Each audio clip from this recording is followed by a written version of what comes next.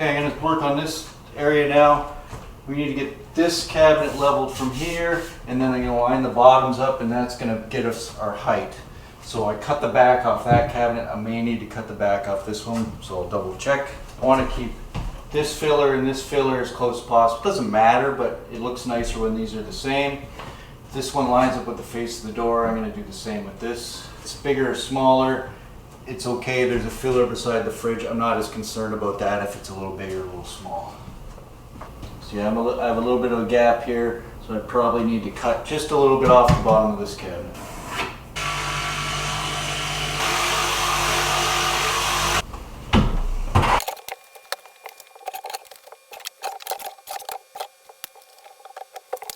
I'm using the big level because I want to try and keep it on the top of the gables. The centers of these big cabinets, especially these big cabinets, tend to droop. So if you just level off those, you're not going to get a very good reading. So I try to keep it on a couple gables, line up all the gables. If I line it up off here, that droops. So I've got this nice and level sitting on the gables, but if you put this here, there's a bit of a gap, and that's because when they built this cabinet, they didn't get it quite square.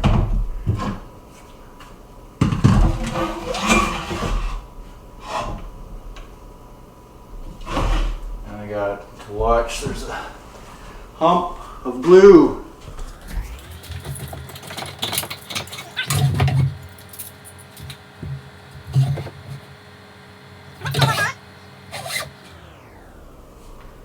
Okay, so that's pretty level. It's close to where I want it. I need to get it screwed to this guy, so I need to get this guy leveled up and work my way down.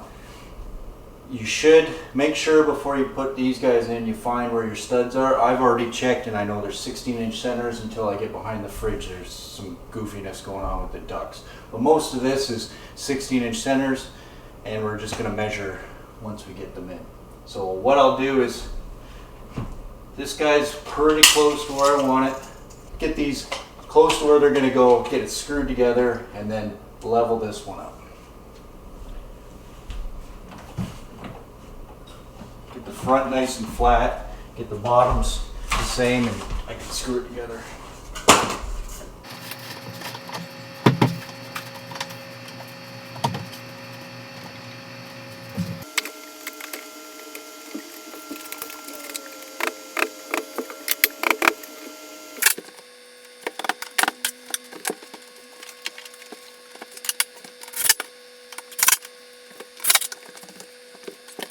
Cabinet's still good.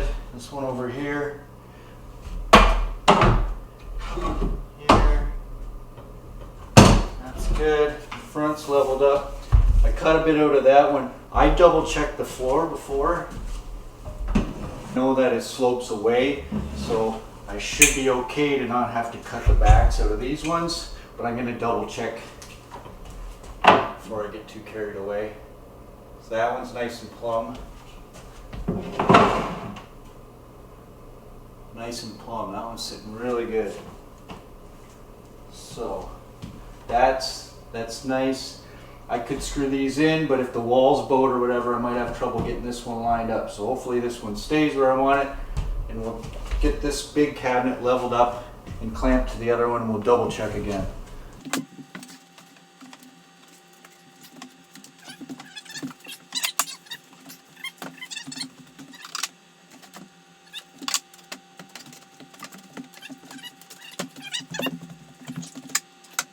So it's way low on this side, so I'll get some more.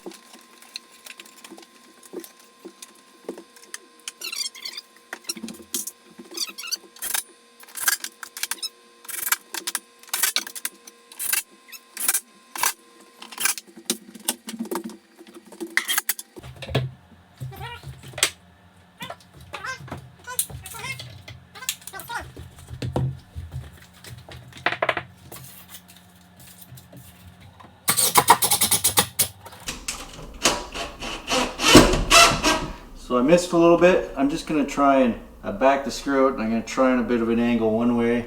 If hopefully that catches. If it doesn't, I'll try the other way. There we go.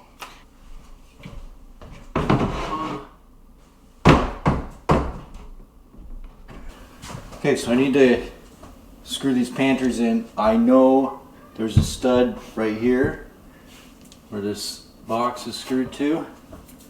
So I'm going to measure over 10 inches. Okay, so it's 10 inches to here. This is 5/8. So 16-inch centers minus 10 is 6. Minus 5/8 is 5 3/8.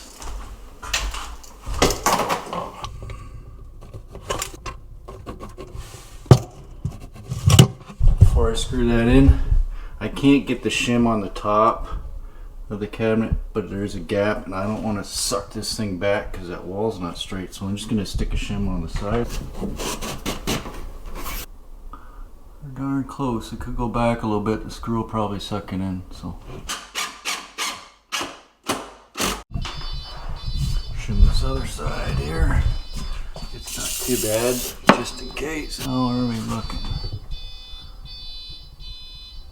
I could go back a little bit, so I'll take that shim right out. It'll get sucked in. That one was 10, so it's 6. You go 6. And then another 16. Right? That was 5 3/8. This one's 6 3/8. And I just got to erase your pencil marks, but at least you know it's there.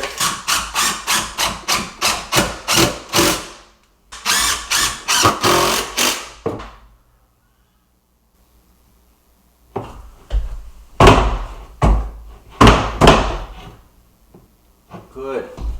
So I usually just screw the tops of the pantry cabinets. It's hard to find that bar in the middle.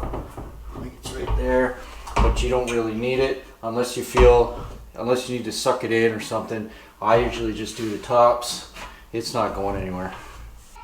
I put this block on here to help hold the one end while I put the fridge upper up. Make sure you set it back enough if you have like a top valance going in. Top trim. My fridge upper is only 12 inches deep, 12 inches high. I'm gonna cheat it out so it's flush here. I'd have to custom order a deep one and I don't really want to. And mark out where it's gonna line up.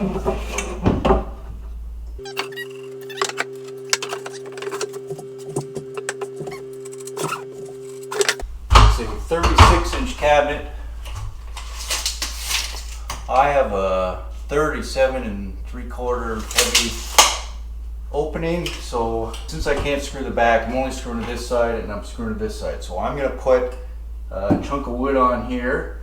I got a 2x6, you can use a 2x4, 2x3, something that'll fit and you can shim in. I put that little cheater block on the one side, it'll hold this side. I'll clamp this quick and then I'll stick a screw in here and we should be good. You could always grab one of them third hand poles to put under if you wanted to, but it's not necessary. If you get this really lined up, you can put a cheater block on both sides if you want and just slide it right in. It'll hold it. But I'm gonna have to put a filler on. I cut this thing at 10 inches, it's 12-inch upper. I'm gonna put it back about 1 inch from the face, so I still have room to get my filler piece in. And sometimes I'll put a filler piece in the bottom, but I don't know if we're even going to see it. So I measure back 1 inch, level that down.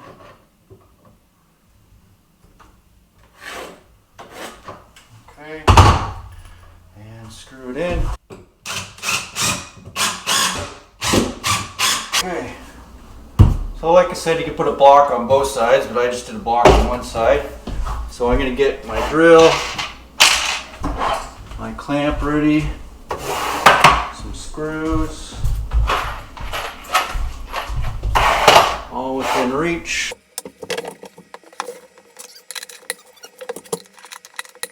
Full.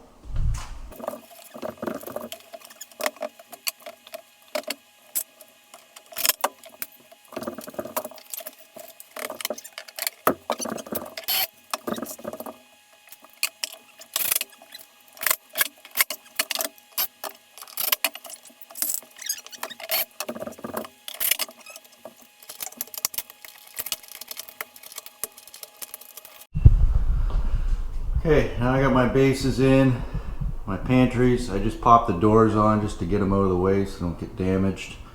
Sometimes you leave them on a job site and electricians or plumbers come in and all of a sudden you got dings and dents. I don't have to worry about that here, but I got kids running around at night, so I don't want stuff getting dinged and dented.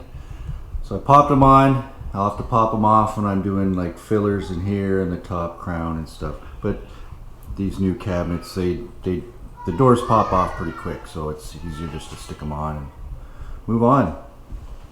Stick them on and pop them back off.